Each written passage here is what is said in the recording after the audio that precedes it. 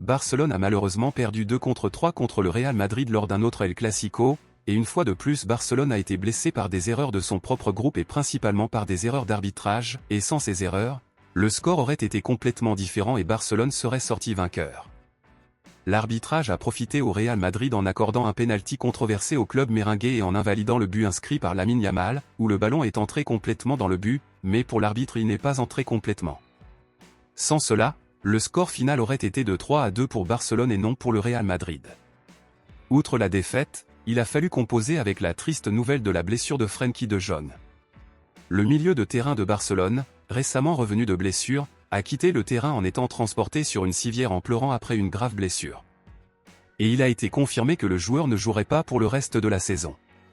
La défaite de Barcelone a une grande influence sur l'arbitrage, cependant, le club a également commis quelques erreurs et un joueur qui est fortement critiqué pour ses erreurs est notre arrière Joao Cancelo.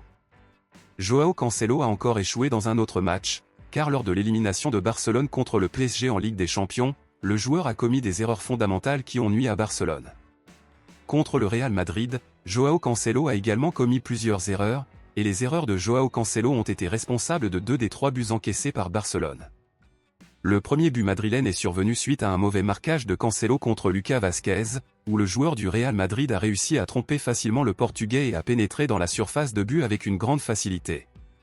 Cubarsí a tenté de couvrir la zone laissée libre par son coéquipier et a fini par provoquer un pénalty controversé, que Vinicius Junior transformera plus tard en but. L'autre erreur de Cancelo a été le 3e but du Real Madrid, où le joueur n'a pas marqué correctement Bellingham, qui a réussi à marquer un autre but, garantissant la victoire du Real Madrid. Après cela, le joueur a été critiqué par l'entraîneur Xavi qui a déclaré qu'il lui parlerait de ses erreurs, et avec cela, la continuité de Joao Cancelo à Barcelone commençait à devenir douteuse.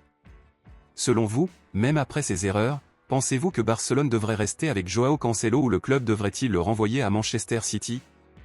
Dites-le moi ici et je lirai votre commentaire, je vous verrai dans la prochaine vidéo.